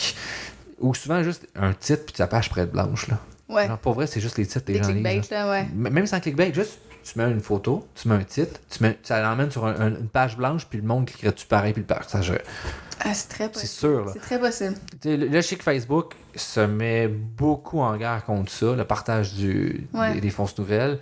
Ils ont fait un gros dataset, justement, pour l'académique, pour qu'ils soient capables de détecter ça, parce que souvent l'approche, c'est que si tu as un modèle qui peut générer des fausses nouvelles, ben, tu peux juste prendre le même modèle, puis dire, OK, je vais te comparer un autre modèle qui, elle, va détecter ça, puis tu fais juste les entraîner ensemble. OK. Finalement, tu es capable à la fin d'avoir un modèle qui est très bon pour détecter des fausses nouvelles puis très bon pour en générer. Ouais. Fait que tu as les deux aussi. C'est win-win. C'est exact. C'est sensiblement ce que, présentement, Yann LeCun, qui est un expert là-dedans. Qui est le troisième avec... Exactement. C'est ça. Tu connais bien ton intelligence artificielle, mais oui, qui a fait avec Yoshua Bengio, puis j'ai oublié son nom. C'est ça, l'autre. Man, c'est lui en plus que tu trouvais... Ah non, ça me fait chier. Mais en tout cas, oui, je suis plus Yann LeCun, puis c'est pour ça. Puis si on est capable d'arriver à un modèle à un moment donné qu'on est capable d'avoir une intelligence artificielle qui est capable de faire un robot tueur, là, c'est sur la grosse peur, puis on va être capable d'en faire un qui va tuer l'intelligence artificielle. OK. Tu sais, finalement, c'est le corollaire, là. Exactement, là, tu sais, ça sera pas un problème de créer ça, puis ça sera pas comme on voit dans les films Skynet, que du jour au lendemain, il y a une déconnecte d'Internet. C'est beaucoup plus complexe que ça, là. C'est un gros problème, cette espèce de science-fictionnalisation de toute la science, là. On prend des grandes respirations, là. Mais, tu sais, c'est comme t'as parlé un peu plus tôt avec le droit, tu sais, c'est un milieu quand même hermétique. Ouais, parce que il y a des termes complexes, il y a des choses effrayantes, puis il y a l'imaginaire qui rentre en plus. Fait que là, tu te retrouves à avoir tout pour que ça explose, tu sais. Ouais. Puis, tu sais, c'est un peu l'objectif de ça aussi, c'est de montrer, c'est que tu mettre un visage devant les gens. Puis, il n'y a pas personne que j'ai rencontré qui est comme, moi, je veux qu'il y ait du monde qui meurt parce que qu'est-ce que j'ai fait, tu sais. Fait que, peut-être qu'il y en a dans le monde à quelque part qui le font. Tu sais, la Chine est un exemple de quand même où est-ce que ça dérape. Ouais. Mais c'était quand même un pays peut-être enclin à ce genre de choses-là. Tu sais, c'est un pays totalitaire. Ouais. Quand tu as le totalitarisme puis tu as un outil qui peut te permettre de tout contrôler, ben, tu as tous les outils pour contrôler encore plus ton pays. Là. C'est clair. C'est définitivement, mais en même temps, je pense que la crainte derrière l'intelligence artificielle et tout, c'est que c'est une technologie à double usage. C'est un couteau à double tranchant, là. Un peu de la même manière que la bombe atomique l'était. Einstein, à la base, il voulait pas faire exploser Nagasaki. Là. C'était pas ça son but. Non, t'as définitivement raison. Ouais. Mais tu développes quelque chose de super positif, puis finalement, il y a quelqu'un en Chine qui fait « Hey, ah ouais, moi je veux ça. » Puis j'ai l'esprit un peu tordu, donc regarde ce que je vais faire avec ton invention super bonne pour le bien commun. Il y a peut-être un peu de ça, puis je pense qu'il y a des principes éthiques, puis de la réflexion éthique autour de ça qui dit est-ce qu'on devrait encore toujours publiciser la science? Est-ce que ça devrait être, tu sais, cette idée-là qu'on divulgue nos modèles, parce que c'est l'idée fondatrice de la science qu'on partage, puis qu'on puisse reprendre. Mais quand on se demande si cette technologie-là comment cette technologie-là peut être utilisée, est-ce qu'on devrait encore la publiciser? Puis je pense qu'il y a un algorithme de fausses nouvelles qui ont fait comme non, ça, on le sort pas. Ouais, ben en fait, ils ont dit qu'est-ce qu'ils ont fait, mais ils n'ont pas sorti les poids finalement du modèle. Mais il y a quelqu'un qui l'a juste entraîné. OK. Genre 2 semaines plus tard. Ils l'ont retrouvé, OK. C'est ça. Ils ont fait à peu près la même chose. C'est pas du backward engineering, c'est pas ce qui est plus complexe, c'est d'avoir le data. Fait que c'est juste ça qui a été long à rechercher. Okay. Puis il me semble que ça n'a pas été long qu'il y a quelqu'un qui l'a sorti après. Là. Puis tu sais, Facebook, Google, Amazon, ben plus Facebook, Google, là, ils ont des data centers qui sont juste dédiés à ça. Là. Fait que mais là, la science est en train d'axer sur d'autres choses. Justement, je divague un peu. Mais surtout la NLP, parce que c'est un problème. Là, je veux dire, moi, je peux pas me battre contre ça. Là, contre Google, là, d'arriver de faire un modèle qui les bat state of the art, c'est impossible. C'est impossible pour moi. Fait que il essaie de trouver des méthodes, finalement, de sortir cette zone-là de la course à la précision puis d'aller vers d'autres choses. Okay. Puis, je pense que ça va vers le mieux. Yoshua Bengio est un bon acteur là-dedans. Là, il a sorti justement des droits d'auteur, une librairie de droits d'auteur open source, parce que c'est pas une vraie open source, là. Ben, selon la fondation. Ou est-ce que tu as y a un aspect, un volet éthique, finalement, là, qui est quand même intéressant. Là. Ouais, c'est clair. Non, je sais pas que ça va donner, par contre. Ouais, c'est clair, mais il fait une belle job là, sur la diffusion un peu aussi rassurer, puis aussi s'engager pour dire, il y a des gens qui veulent le bien, puis puis lui, il a les moyens, tu sors son nom, puis tout le monde accourt. Là. Oui, il y a un gros ça, hype à son égard. Puis il capitalise bien, je trouve, c'est ça. Il aurait pu juste dire comme moi, je vais faire plein de cash avec ça. Mais tu sais, c'est vrai, là, tu sais, je vais faire plein de cash, mais il est resté académicien toute sa vie. Il est encore académicien. Bon, probablement qu'il y a des on the side qui se rajoutent à son salaire, probablement, tu sais. Puis, mais c'est correct, quand il se fait inviter à une conférence, peut-être qu'il se fait payer, mais il est pas là, on dirait. C'est un académicien encore, tu sais. Oui, je pense que oui. Je pense vraiment. Dur, là, tu sais. C'est intéressant qu'il y ait un acteur comme ça qui se place, mais y a-tu commencé à avoir des poursuites au niveau de l'intelligence artificielle? À ta connaissance? Des choses, tu sais, au niveau légal qui ont commencé à se positionner autour de ça, ou c'est encore flou? Honnêtement, pas tant. Honnêtement, je l'ai googlé un peu hier, là, en me disant ça va être une question qui va ressortir. Là. En fait, je l'ai pas googlé. Il y a un logiciel là, qui est Canly, là, Dévoilons les secrets juridiques, qui est comme un Google, mais où il y a juste les décisions judiciaires. Puis c'est public aussi, le même principe. Puis comment ça s'appelle? Canly. Canly? Ouais, Canlii. OK. Fait que c'est comme Canadian, je sais pas, Lee, c'est quoi, là, mais... Ils ont sûrement donné un nom, genre Lee comme une personne, là, tu sais, finalement. Là. Peut-être, je sais pas, j'en ai aucune idée. Mais... Puis c'est ça. Fait que là, j'ai cherché intelligence artificielle. Puis là, étonnamment, c'est quand même particulier. Puis il y a peut-être quelque chose d'intéressant à sortir de ça. Pour l'instant, il y a 34 décisions. Puis mettons, sur 34, fait que c'est vraiment pas beaucoup, là. OK, non, mais c'est quoi, mettons, le nombre de décisions? Mettons, c'est moi, tu dis 34, je commence c'est beaucoup. Non, c'est vraiment pas beaucoup. Admettons, mettons, tu sors condo, là, tu cherches condo, qui est un terme également générique, au même titre qu'intelligence artificielle, puis t'en trouves comme 10 000, là. Je sais pas, il faudrait le tester, mais c'est vraiment... Dis-toi, toutes les décisions canadiennes... OK. Puis il y en a juste 34, on est quand même plusieurs millions de personnes, il faudrait dû en avoir plus que ça. Il y en a vraiment pas beaucoup encore. Puis pour l'instant, mettons 28... mettons 20, c'est genre des décisions sur la garde en établissement psychiatrique. puis c'est des gens qui paranoïent, qui font des psychoses, puis sont comme « tu sais, l'intelligence artificielle me domine ». Fait que c'est ça. Fait que pour l'instant, c'est principalement ça. OK, fait qu'on n'a pas vraiment fait de... OK, fait qu'il y en a comme 14-ish qui seraient vraiment pertinentes. Non. Fait que là, mettons, t'en as 20 qui c'est les psychoses. T'en as peut-être 8 que c'est comme décision de divorce. Puis là, ben, monsieur est expert en intelligence artificielle. Fait que, tu sais, c'est juste comme... Le keyword a popé, là. C'est ça. Puis 3-4 qui sont des décisions qui portent sur, mettons, une entreprise, des secrets de divulgation de secrets commerciaux et tout. Mais il n'y a pas de questions qui portent vraiment sur sanctionner l'intelligence artificielle. Mais en même temps, si on veut sanctionner l'intelligence artificielle, qu'est-ce qu'on sanctionne? On sanctionne, tu sais... Mettons, qu'est-ce que tu voudrais... Mais qu'est-ce que tu voudrais... Une décision... Qu'est-ce que tu voudrais qu'un juge dise par rapport à l'intelligence artificielle? Ce serait quoi les questions qui se poseraient devant un juge, d'après toi, actuellement? Ah, ben, ça que je vois, c'est le droit de la propriété pour l'instant, les billets aussi. C'est ça, discrimination, par exemple. Mais si, pour qu'il y ait de la discrimination, il faut que ça soit utilisé. Puis là, actuellement, ben, le gouvernement fédéral ne fait pas vraiment d'utilisation. Ben, tu sais, le Canada, les gouvernements ne font pas trop d'utilisation. Ça aurait pu se présenter. Mettons, il y a 2 cas que je vois où ça pourrait se présenter, mais on n'est pas encore rendu là. Il y a par exemple aux États-Unis le Compass, qui est l'algorithme de taux de récidive, là. Je pense qu'on parlait oui, j'en ai parlé plusieurs fois. Oui. Celui que finalement, ils ont juste envoyé toutes les personnes de couleur aller en prison. Là, exactement. Ben, c'est pas exactement ça. Ben, à peu près. C'est ça. C'est que c'est un algorithme qui prédit le taux de récidive d'une personne, puis ça peut être utilisé juste comme pour... avant l'incarcération, est-ce qu'on le remet en liberté avant son procès ou parce pas? Que c'est utilisé en plus? C'est utilisé. Moi, je pensais que c'était juste académique. Non. C'est utilisé. Oh, ben, fait que si t'es un noir, automatiquement, il disait t'as un bon plus gros auteur de récit. Exactement. Pour le même candidat, noir ou blanc, t'as plus de chances. Exact. Oh, wow. En fait, c'est God, c'est effrayant, ça. C'est épouvantable. Oui, c'est épouvantable. C'est des journalistes qui ont fait ça, parce que c'était pas trop sorti. Puis ils ont fait une étude, puis là, ils parlent, puis là... C'est ça, si t'es noir, pour un même crime, si t'es noir, t'as plus de chances d'être faussement à haut risque. Puis si t'es blanc, t'as plus de chances d'être faussement à bas risque. Puis ça, c'est utilisé. Exactement. Okay. C'est utilisé pour pré-procès. Est-ce que t'as des chances de récidive ou non? Puis c'est même utilisé par certains juges pour... lors de la détermination de la sentence, lors de la détermination de la peine. Mais tu sais, c'est toujours le juge... a tout le temps son mot à dire. Mais ça peut influencer sa décision. Complètement, parce que, tu sais, quitter après ça devant une machine qui est censée... Tu sais, on le comprend bien, là, c'est statistique, mais c'est pas si la vérité que ça. Mais somme toute, dans l'imaginaire collectif, c'est des chiffres, c'est fiable. Ouais, mais tu sais, aussi, le gros problème avec ça-là, c'est que ça mimique l'humain, puis l'humain fait de la ségrégation raciale aux États-Unis, fait que... C'est clair. Tu fais juste renforcer le cycle, là. Exactement. C'est juste ça que tu fais, là. Est-ce que c'est comme l'œuf ou la poule? Non, c'est parce que vous les mettez en prison, puis après ça, comme ils vont plus souvent en prison, ben, tu sais, fait que t'es pogné là-dedans, là, tu sais.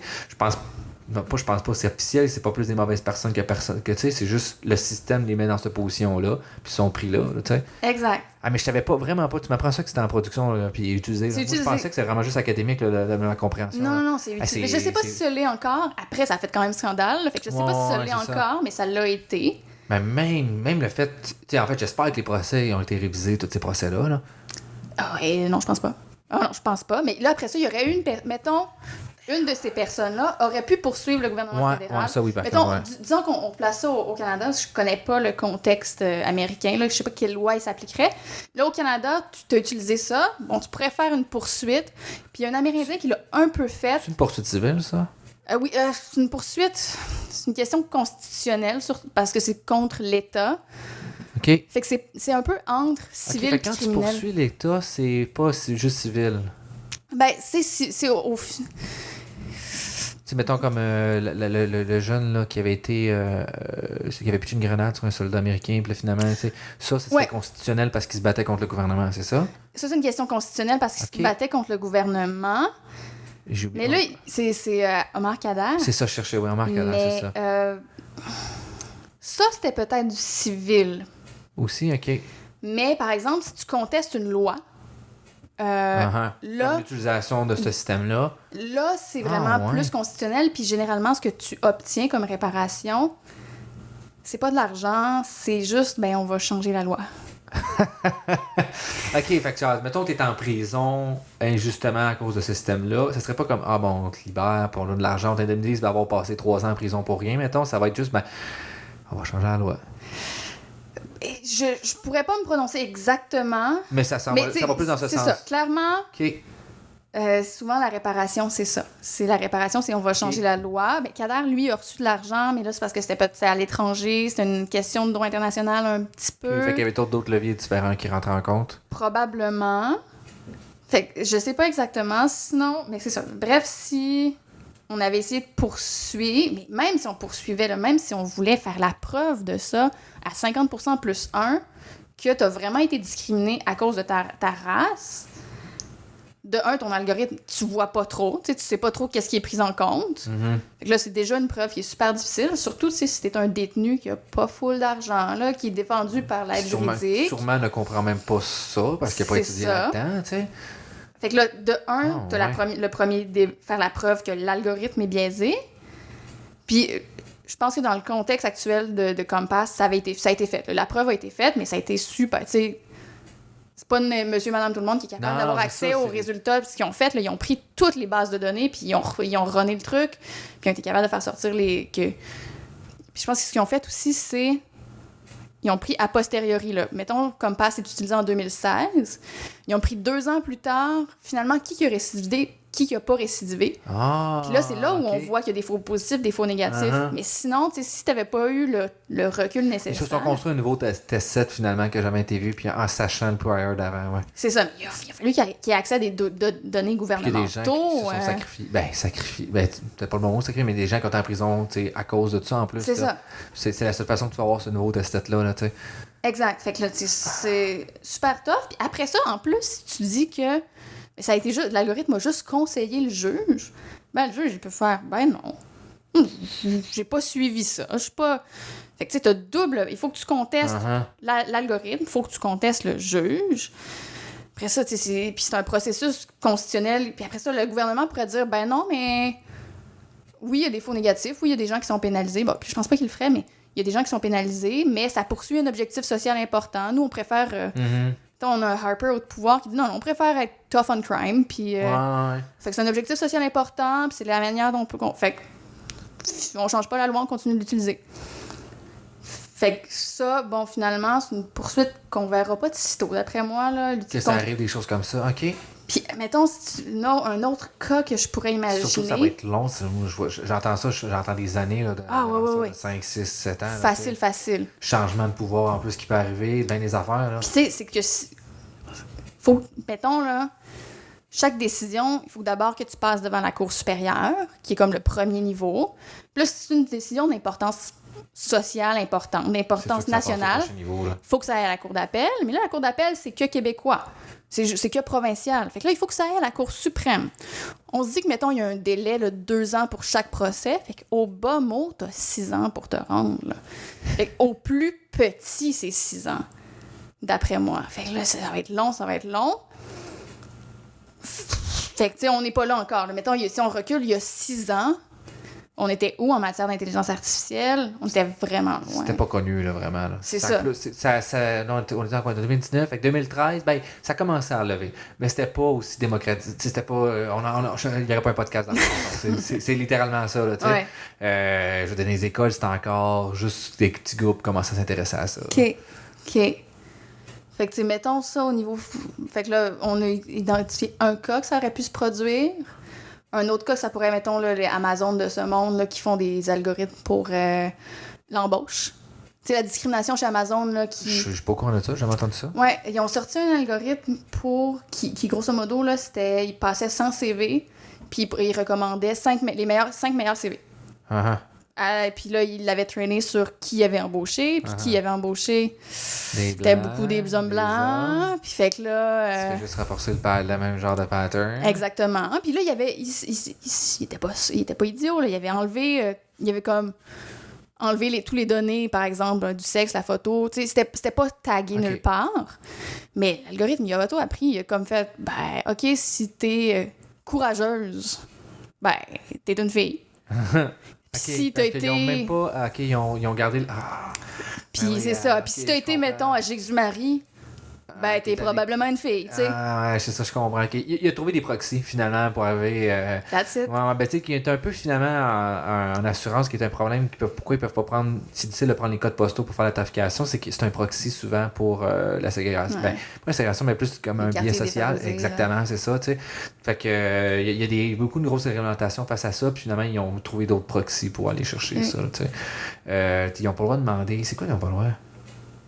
Je sais plus, un critère qu'ils n'ont plus le droit de prendre, puis ils ont juste trouvé un long proxy pour aller chercher. Là, finalement, j'ai un blanc de mémoire sur quoi. Mettons, on n'a plus le droit de prendre le sexe, mettons, ça serait ça. Ben, on demande une autre information, comme justement dire, ben, il y a l'écrit contente dedans, mais ça doit être une femme. Fait que, et voilà, on vient de trouver notre information. Merci, bonsoir, on le contourne la loi. C'est ça. Mais je savais pas qu'ils faisaient ça. Ben, c'est sorti, puis ils ont arrêté. Ils ont fait comme, non, c'est ça. Mais, tu sais, mettons ça, j'aurais pu. Mais mettons, j'avais pas été embauché par Amazon. Ouais. J'aurais pu poursuivre, mais encore là. C'est tough à faire la preuve, là. C'est clairement très tough de faire la preuve. Puis, tu sais, c'est pas un nouveau problème non plus. Là, la discrimination en emploi, ça existe. Là, quand c'est des humains qui le font, ça existe. Ouais. Mais même principe, ça sort jamais. Mais là, c'est qu'elle est plus je pense...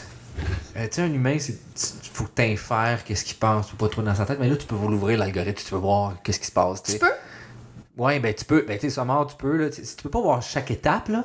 Parce que dépendant. Je sais pas c'est quoi compris comme modèle non plus. Il y a des modèles, c'est plus difficile à chaque étape de voir c'est quoi, mais tu sais, mettons. Je serais surpris que ce soit ça, là, mais tu sais, mettons, on va dire une régression linéaire. Souvent, c'est juste des features qu'on lui donne, puis il va choisir ces features-là. Fait que, mettons, je vais dire le sexe, le salaire, puis tout ça. Fait que je peux savoir vraiment, puis c'est très compréhensible. Mais oui, des modèles comme du deep learning, là, qui est bien le buzzword, il y a des quand tu es rendu à 3, 4, 5, 6 couches, c'est impossible à comprendre pour un humain. C'est complètement abstrait. Fait que c'est pas vraiment possible, mais tu as moyen d'essayer de comprendre ça, là, les patterns, puis tu le vois, là, mettons, tu vas rentrer juste des femmes, puis ils vont en choisir, il en choisit, mais malgré qu'il en prend tout le temps 5, là, mais tu rentres 99 hommes, puis genre une femme, puis il prend juste 5 gars, puis la fille est vraiment plus qualifiée. Il y a peut-être il y a moyen de jouer avec ton algo, finalement, de le tester pour ce genre d'affaires-là. Là. Mais oui, c'est plus complexe, c'est pas quelque chose qu'on est porté à faire aussi dans les tests, là, finalement. Ouais. Mais je trouve ça vraiment quand même intéressant. Puis il y avait aussi, je sais plus avec qui je discutais de ça, que sensiblement maintenant, les emplois qu'on parle automatique, l'AI, va probablement avoir un impact sur la condition féminine parce que souvent les emplois, c'est le plus classique des femmes sont souvent plus répétitifs, comme mettons des secrétaires ou tout ça. Puis c'est ça qu'on parle automatisé. Fait que finalement, tu vas peut-être juste comme... on va se retrouver dans un pattern vraiment difficile où est-ce que l'AI va prendre la place de certains rôles des femmes. Puis là, t'es comme, ouais, mais là, on peut pas juste comme leur perdre leur job et descendre leurs conditions. Là, non, c'est clair. Fait que, tu sais, il y a un travail, il va falloir qu'il se fasse en amont de tout refaire le système, là, finalement. Là. C'est ça qui va c'est un travail, finalement, de société à faire. Là, c'est très complexe à faire. Là. Ouais, c'est clair. Mais tu sais, on peut même amener à se poser la question... Parce que, tu sais, on est mindé actuellement, puis je suis le meilleur exemple de ça, de genre travailler, ça fait partie de notre identité, c'est fondateur dans ce que c'est, puis c'est à la limite, comme on disait tout à l'heure, presque un loisir, là. Ouais. Mais on pourrait consacrer de moins en moins de temps au travail. Fait que, tu sais, vraiment, à place de penser en termes d'emploi, il y a des emplois qui vont se perdre, mais il y a des tâches qui vont se perdre. Fait que tout le monde pourrait travailler moins d'heures, puis consacrer plus de temps à autre chose. Ouais. Puis, à la limite, moi, j'ai l'impression tu sais, ça serait pas consacrer plus de temps à autre chose, s'asseoir sur son sofa, écouter la télé, tu sais, ça serait lancer un podcast. Ce serait... Au final, peut-être que si on avait une société du loisir, au final, ça deviendrait une société du travail. Ouais. Tu sais, moins répétitif, là, ça doit être plutôt plate, transcrire des verbatims. J'imagine. Je sais pas, j'ai jamais fait ça de ma vie, mais j'imagine que oui. Mais peut-être que ces gens-là trouvent une satisfaction quelque part qu'on n'a pas nécessairement, mais c'est peut-être pas la chose intellectuellement la plus stimulante, mais je pense que c'est pour ça, c'est ça l'intérêt justement de l'emmener vers un ordinateur, c'est que c'est pas... Ben, je sais pas dire que c'est pas complexe, mais tu sais, je veux dire, tu recopies finalement qu'est-ce qui se dit verbalement, là. Ouais. Mais je sais pas. Mais ces gens-là, tu sais, peut-être, on leur enlève la tâche de recopier du verbatim, mais on leur rajoute une tâche de d'interaction sociale, de quelque chose où l'humain a encore un pas d'avance, où l'humain est encore meilleur que... Mais tu sais, je pense qu'il y a quelque chose là, c'est difficile de se revaloriser aussi. Tu sais, mettons, ça fait 25 ans que tu fais ça. Puis là, je sais pas, mettons, t'es rendu à peu près à 45, 50 ans. T'as-tu vraiment le goût de te partir d'un autre job? Non, c'est clair. C'est ça qui est vraiment difficile. Puis c'est ça qu'on est confronté beaucoup. C'est qu'il y a déjà pas beaucoup de monde sur le marché.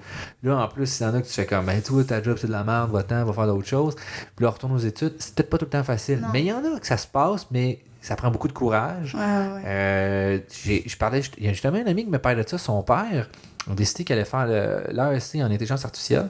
Wow. Puis, en tout cas, de ma compréhension, avec l'âge qu'elle a, à peu près mon âge, mon père a 50 ans, fait qu'il est autour de 50 ans. C'est quand même, puis il fait ça de soir en plus. Fait que c'est quand même pas facile, mais je vais justement essayer de l'avoir, là. Je parlais de ça, puis je trouvais ça intéressant de voir, mais tu sais, c'est quoi les motivations de quelqu'un d'arriver à quelque part, de dire, ben, j'ai une vie bien établie, puis là, ben, je repars à zéro, c'est pas facile, là. C'est sûr. Faut que tu aies à quelque part le goût, que tu sois pas trop endormi intellectuellement, je pense, puis que tu essaies de repartir, là. C'est pas toujours facile, là. Tu sais, la TV, comme on a parlé, c'est un bon somnifère, là. Ouais. Intellectuel. Ouais. Puis c'est peut-être la loi du moindre effort. On est assez bon là-dedans, l'humain, là. Fait que, mais je serais super d'accord, ça serait malade, tout le monde pourrait faire des affaires super innovation, genre je pars mon podcast, je fais ci, puis tout le monde ferait ça, ça serait cool.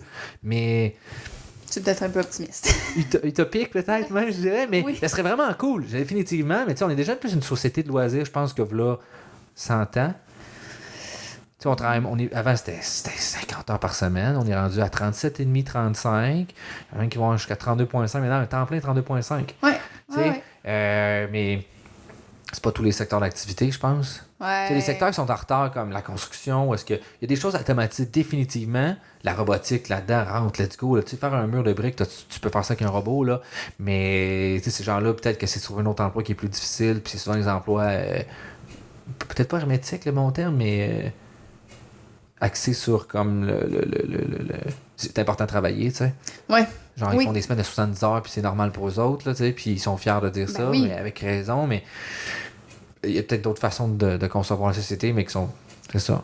Je sais plus où est-ce que je vais aller avec tout ça, là, mais... Mais c'est clair que ça va être un moment pour repenser la société, mais il y a quelque chose de cool derrière le fait qu'il faille repenser la société. C'est un peu effrayant, on se pitche dans le vide, mais c'est pas arrivé à toutes les époques, c'est pas arrivé à toutes les générations qui avaient cette opportunité, puis de prendre un pas de côté puis regarder les choses d'une manière complètement différente.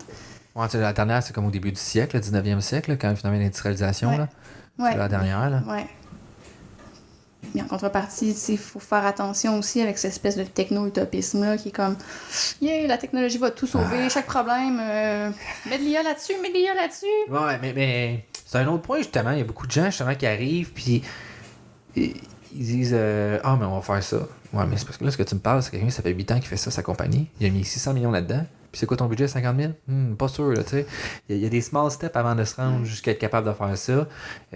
Puis je pense qu'on est dans un hype. On va redescendre un peu, puis on va atteindre un plateau qui va être plus productif. Ouais. Parce que là, les gens qui vont se rendre compte que c'est pas à leur portée, avec raison. Parce que c'est sûr que si tu travailles, tu reposes toute ta structure sur des fichiers Excel, c'est peut-être pas intéressant pour un AI. Là, tu sais. Il y a du travail à faire avant de te rendre que tu as des modèles qui vont faire l'autre chose. Mais, ouais, c'est ça. Je divague un peu, là, je passe un message, on dirait. Ma haine des fichiers Excel, là, c'est pour ça. Je trouve ça plate. C'est pas stimulant, je trouve. Mais, c'est ça. Tout ça pour dire, finalement, il n'y a pas beaucoup de procès qui s'en viennent. Non. Effectivement, là-dedans. Ben, si t'assures qu'est-ce qui va se passer, puis je pense qu'il y a beaucoup d'incertitudes, là, finalement. Là, il y a beaucoup de choses à prouver avant de se rendre à quelque chose de là. Clairement. Mais, tu sais, par contre, il n'y a pas beaucoup de procès qui vont se faire avec l'intelligence artificielle, mais le matériau brut derrière l'intelligence artificielle, ça reste la donnée, là. Ouais. Puis ça, il y a quelque chose à faire. Ouais. Pour l'instant, il y a beaucoup de procès, il y a beaucoup de questions sur vie privée, données. Ouais. Là, ça, pour l'instant, c'est là où le droit joue actuellement. C'est les grosses questions de droit en matière de technologie de l'information, c'est vie privée et données. Puis là, il y a vraiment des trucs intéressants à suivre. Puis, veut pas, ça va avoir un impact fondamental sur toute la suite des choses. Définitivement. Là. Parce que c'est ça la donnée d'entrée. Puis, si j'ai pas ça ou si j'ai pas toute l'information, ça change mon travail en bout de ligne. Là. Mais tu sais, encore là, comme on a parlé tantôt, il y a des proxys qui existent. Fait que tu sais, c'est ça qui est dangereux aussi. Là. Même si tu penses que tu peux sécuriser le plus possible les données, t'as moyen de les contourner. Ouais, mais là, je pense que les grosses questions qui vont se poser aussi, c'est quelles données on a le droit de collecter, comment on a le droit de les collecter. Mm-hmm. Les stocker. Les stocker, la protection du stockage, tout ça, mais je pense qu'en amont, c'est vraiment de se questionner sur, pour l'instant, là, on acquiert tout, puis on se dit que ça va être, d'une manière ou d'une autre, on va être capable de passer quelque chose, on va passer un modèle là-dessus, puis on va trouver des informations intéressantes. Fait que là, on collecte tout, là. Et c'est risqué. C'est risqué, puis nos lois actuelles ne permettent pas sont pas appropriées du tout pour la situation qu'on vit actuellement. Puis là, les tribunaux, le Parlement essayent de trouver des solutions. Puis ça va être à suivre. Puis je pense que là, vraiment, c'est là où le droit doit s'intéresser en priorité. Ouais, à court terme, là. Ouais. Puis, habituellement, ce genre de changement-là, c'est-tu un horizon 2 ans, 3 ans, 1 an, ou... Tu sais, au meilleur de tes connaissances, là, mettons, c'est définitivement pas 1 an. Puis même 3... 3 ans, c'est déjà rapide? Ah, c'est très rapide. OK. Oui. On a le chance de changer de gouvernement avant que ça se passe, là, mettons. Ah, complètement. Ah, Puis, tu sais, mettons, la loi sur la protection des renseignements personnels, la PIPEDA, là, protection dans le secteur privé, ça fait longtemps qu'on en discute, ça fait longtemps qu'il y a des commissions parlementaires, il y a plein de gens qui écrivent de la doctrine, qui écrivent des articles pour dire que ça n'a pas de bon sens comment on procède actuellement. Mais on a beau flaguer les problèmes, tant qu'on n'a pas une meilleure solution, on peut pas encore changer ça. Après ça, ben c'est pas nécessairement dans la... Là, probablement que ça devient dans l'agenda prioritaire parce que c'est dans l'opinion publique puis les gens s'y intéressent. Ouais. Mais tant que ça demeure un truc obscur un petit peu... C'est ça, c'est moins sexy pour un gouvernement. Là. Puis, tu sais, ça reste un concours de popularité en bout de ligne pour se faire régler. Fait que tu vas leverager finalement plus... mais la santé, c'est plus important à tout le monde. Fait qu'on va mettre dans l'énergie là-dedans. Tu sais, de manière, t'as des ressources limitées, du temps limité pour faire ce que tu veux faire. Fait que tu priorises. That's it. Fait que je pense pas qu'on y soit dans un avenir... Dans un horizon 1 an, je ne crois pas. 2 peut-être. 2 peut-être. Ça pourrait être, en étant optimiste, tu sais, s'ils mettent bien de l'énergie là-dedans. Oui, puis c'est qu'on se dit que le processus est enclenché peut-être depuis 4 ans. OK. Fait que, tu sais, on peut se dire que... Il y a déjà des choses qui ont été faites, fait qu'on parle pas... C'est pas comme si on disait, là, aujourd'hui, on commence le processus. Non, c'est ça. Aujourd'hui, je te dis... Tu sais, aujourd'hui, je te flague un nouveau problème. Je pense pas qu'on y est avant 10 ans. Puis, tu sais, là, je donne un exemple vite, puis je comprends qu'on achève, mais par exemple, la réforme, ça n'a pas rapport avec la technologie, mais la réforme du droit de la famille, ça fait super longtemps qu'on en parle. Ça doit faire une dizaine d'années facilement, puis c'est encore en train de se parler, puis de réfléchir, puis d'après moi, ça sera pas fait avant 5 ans encore. Puis mettons le Code civil du Québec, qui est la Bible de droit au Québec, je pense que la remise à jour de la chose, ça a pris une 20aine d'années. C'est des trucs qui se passent lentement. Le droit, ça bouge pas vite, puis c'est tout le temps en retard. Mais tu sais, je pense que, en tout cas, mon interprétation du droit, c'est ça doit représenter les mœurs puis la vision de la société, puis la société évolue pas beaucoup. Fait que si elle évolue tranquillement, ben c'est sûr que ça peut pas être plus vite que ça, tu sais. C'est clair. C'est toujours je pense je cherche le mot, là, mais il y a comme un gap, là, mais c'est pas un backlash là, avant que ça s'assuie, finalement. Fait que c'est un peu normal que c'est pas genre... Mais j'étais surpris des délais. Je suis quand même surpris des délais. Là. Je pensais que c'était un petit peu plus rapide que ça, mais... Non, c'est vraiment... Mais c'est juste le processus juridique de faire adopter des lois assez long, puis... Mais tu sais, en même temps, je dis un peu avec raison et une chance. Mettons, un gouvernement qui arriverait puis adopte une loi dans 15 minutes, je serais comme... J'ai-tu vraiment le goût que genre 15 minutes de discussion décide une loi qui va impacter l'entièreté de la société pendant des années? Non, c'est clair. Peut-être pas non plus, tu sais. Non, c'est clair. Puis c'est pas facile, surtout en matière technologique, si tu veux que ta loi... T'as pas besoin de la réformer à chaque fois. Fait que tu essaies de faire une loi... Pour penser une loi qui va être suffisamment vaste pour pas avoir des termes ultra technologiques. Si tu dis... D'après moi, si tu plugues intelligence artificielle dans ta loi... Dans 40 ans, tu vas te faire rire de toi solide. C'est ça, ouais. Fait que, il faut que tu utilises des termes qui sont suffisamment vastes, suffisamment larges. Pour s'adapter, puis généraliser. Finalement, c'est de généraliser, puis d'être la loi soit le plus immuable possible. Là. Exact. Puis probablement que les lois, mettons, il y a des lois qui sont beaucoup... Donc, c'est la Charte canadienne de 82 qui s'intéresse à la protection de la vie privée puis des données personnelles en contexte gouvernemental. Puis tu as la loi sur la protection des renseignements personnels qui date de 2005. Là, je prends une position, mais à mon sens, la charte de 82 est probablement plus capable de bien répondre parce qu'elle est plus évolutive, elle est plus adaptée, alors que celle de 2005, ben, elle commence à tangiblement dater. OK. Le Parce qu'elle 82, était tu dis moins vraiment 1982? Ouais. Puis elle a... Ah, OK. Parce que, ben, tu sais, c'est une loi qui est floue, là, tu la lis, puis il y a des trucs, tu fais comme, mais ça veut rien dire. Tu sais, en fait, je pense que la protection de la vie privée, tu sais, la manière dont ça se lit, c'est... tout le monde doit être protégé contre les fouilles et les saisies abusives. C'est pas instinctif qu'on parle de vie privée dans fouilles et saisies abusives. Non, Vraiment pas. Mais les juges l'ont interprété de manière à faire là, c'est là que la jurisprudence rentre. Exact. Puis finalement, on est capable de dire, ben là, avec ça, on est capable de le mettre dans ce contexte-là. Exact. OK. Puis y a-tu moyen de... Dernière petite question, là, tu sais, comme mettons, il y a une jurisprudence qui s'établit, y a-tu moyen de, comme, turn over Oui. ça? Puis OK. Oui, mais là, ça se fait seulement à la Cour suprême. OK. Fait que, il faut que ça monte justement le processus. C'est très long de comme processus. grosso modo, OK. minimum 6 ans. Là. Mais, par exemple, l'avortement. L'avortement, je sais pas. L'aide médicale à mourir. Ah, OK. Il y a un premier jugement en... Ben, je donne pas date, là, mais il y a peut-être une vingtaine d'années c'est une madame qui souffre de ASL, qui va poursuivre, qui voudrait se faire euthanasier. Ben, pas euthanasier, mais aide médicale à mourir, parce que sa vie a plus de sens. Puis, ben, ça passe. Ça passe pas. On dit que si un médecin faisait ça, ce serait criminel, puis qu'il devrait aller en prison.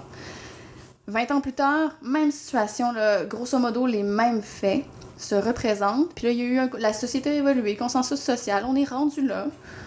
Fait que maintenant, la Cour suprême dit... C'est ça. En fait, c'est que la première dame, elle avait contesté une disposition qui disait du code criminel qui disait que c'était interdit de... OK. Elle disait que c'était inconstitutionnel de la disposition qui interdisait à un médecin de l'aider à mourir. Puis elle s'est fait dire, ben non, c'est continuer de souffrir. Puis 20 ans plus tard, on conteste le même article. Puis non, maintenant on est rendu là. Puis la Cour suprême a dit au gouvernement du Canada, vous avez 1 an pour gérer vos affaires pour que ce soit possible dans l'avenir. Fait que oui, tu sais, c'est possible de overturn. Mais c'est sûr que, comme on dit, que c'est long, mais ça évolue quand même avec les mœurs de la société. Exactement. OK. Exactement. Mais c'est peut-être un petit peu en retard sur la société. Je lisais ce matin que les Autochtones ont eu le droit de vote en genre 1969 ou 1989. C'est quand même très tard. C'est quand même très tard. Je pense que la population était probablement plus prête avant ça. Là. Ouais, OK, oui. Fait que, mais tu sais, le temps que tout se mette en marche, c'est ça. Prenons pour acquis que le droit est toujours en retard, puis que c'est pas si mauvais que ça. Là, comme tu disais tout à l'heure. Ouais, c'est ça. C'est correct, mais... Juste que des fois, les éléments qui sont plus tristes, comme mettons, je pense à... Où est-ce qu'il y a eu le train là, qui a déraillé, j'oublie le nom. Mégantic. Mégantic, Ouais. finalement, que là, ils ont revu un peu les règles sur le transport, mais tu sais, juste parce qu'il y a plein de monde qui sont morts, mais c'est que des fois, t'es comme, ouais, mais tu prends pas, c'est pas quelque chose que tu prends les devants, puis là, ben là, t'es comme, on n'a pas le choix de le faire. Mais pas on n'a pas le choix de le faire, là, parce que c'est vraiment ce qui s'est passé, mais c'est comme un événement marquant qui arrive, puis on est comme, ben là, on n'a pas le choix de se mettre à jour, tu sais, c'est dans le calendrier, puis avec raison, fait que c'est comme là, on dirait que la société pousse encore plus pour dire, non, là, t'es trop en retard, là, ramène-toi comme faut, là. Mais en même temps, Mégantic, on peut se poser la question, c'était-tu tu sais, ouais, c'était probablement prévisible, mais c'était une affaire qui était obscure puis que personne n'avait pensé. Je pense pas que c'était mal. C'est ça, c'était pas mal intentionné, mais tu sais, c'était. Tu sais, puis il y a eu tout plein d'affaires qui s'est passé autour de ça. Là. J'ai pas suivi non plus le procès. Là. Je pense que le conducteur s'est fait accuser finalement, il me semble, c'est ça. Ouais, là. c'est ça. Puis tu sais, il y avait tout plein d'affaires autour, puis là, la compagnie qui fait faillite l'autre bord, puis tout ça aux États-Unis. Fait que c'était vraiment extrêmement complexe comme question.